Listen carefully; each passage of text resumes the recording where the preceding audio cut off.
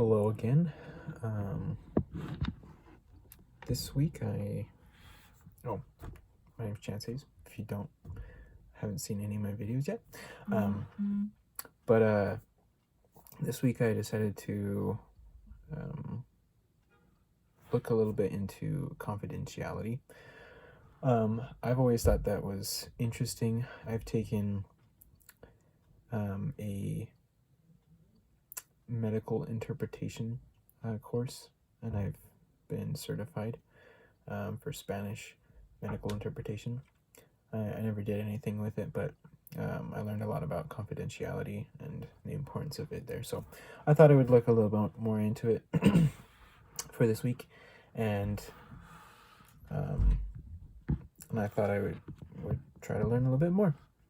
So to start with the news article, I found an article from NBC News. This was almost exactly 5 years ago, but it's very notable.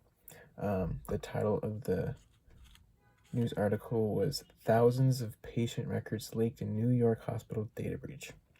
And as you can tell, that sounds really bad, and it is. And it has to deal with a leak of confidentiality. So the story is that there was a breach in the Bronx Lebanon Hospital Center in New York, and there was almost 7,000 people that were compromised, the data and records from them. The records that were breached disclosed patients' mental health, medical diagnosis, HIV statuses, and sexual assault and domestic violence reports. So it's one thing to,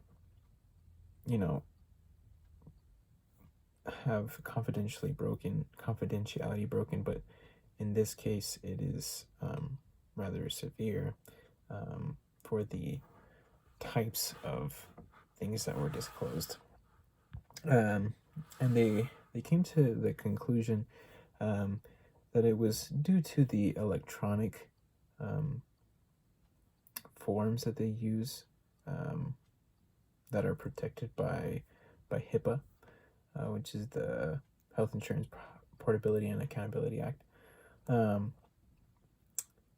The Department of Health and Human Services noted that the rise in the adoption rate of these technologies, which are the electronic health records that I was talking about, increases the potential security risks. So the technology that we use today is great, but as you can see, there are many risks involved in incorporating this type of technology, and although it is easier for bad things to happen. So this article kind of talked about how important it is to, when using these new technologies, to be very careful and to take the precautions so that those bad things do not happen. For my scholarly article, I found one within the last 2 years. It was called "The Impact of Electronic Communication on Confidentiality in Clinical Social Work Practice." So it also dealt with the same type of records that were used in the New York hospital scenario.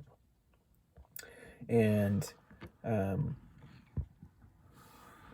it talks about just how clinical social work have incorporated these new technologies and these new electronic databases to store information, and the risks of using that.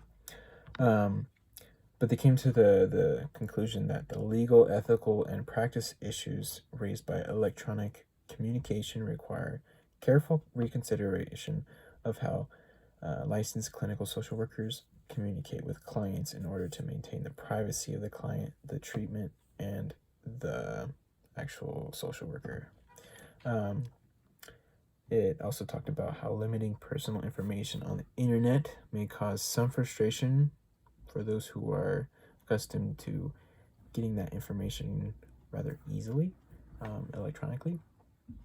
And talked about the advantages of clinical social work practice. And they talked about how the practice of privacy remains clear. The code of ethics has been around, and social workers should know the code of ethics well enough to know the importance of confidentiality and the certain drawbacks if they do not follow that. So they just kind of talked about how it's kind of the same as the other article, how yes, this new technology is great. It is a great way to sort information, to store information, but the importance of keeping this information safe is above all. And if there were to be a breach, that causes many problems, not just for the social worker, not just for the agency, but for the actual people themselves. So it's the most important thing to do.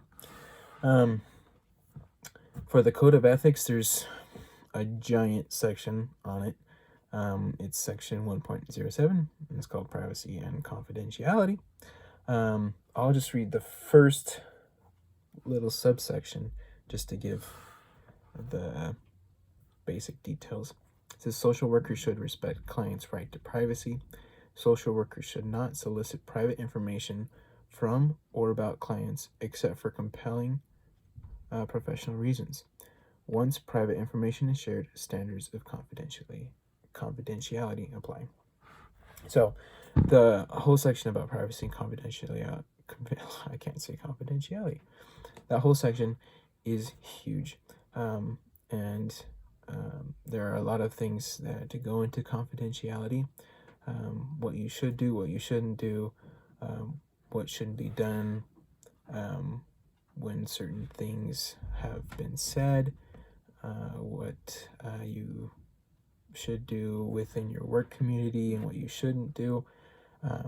So it's very explanative of the do's and don'ts, and the promise is that if you keep these standards, then you will keep your clients safe and you will keep yourself safe, as well as the agency or company that you work for. And you don't want to get involved in any lawsuits that have to do with confidentiality. So just to kind of go back a little bit to the articles, the importance of confidentiality is that we keep both parties safe. And once one party is out in the open, then the other party is not as safe as well. So it always comes back. It's a little cycle. So you don't want to get involved in any issues with confidentiality. That's the issue with electronic new advancements in social work. But we pay the price for ease and ease of use over the possible bad things that could happen. So as long as we do our part in the workplace and make sure everybody else knows how to keep these standards, then everybody should be safe, and you should be safe as well. Just to leave you all with two questions to wrap up. The first one is, what are some things that you can do to encourage confidentiality in your future workplace? And then the second one, if you are faced with a situation in which you know someone is breaking confidentiality, what steps would you take to solve the issue? And I'll leave you with those questions, and I'll see you next week.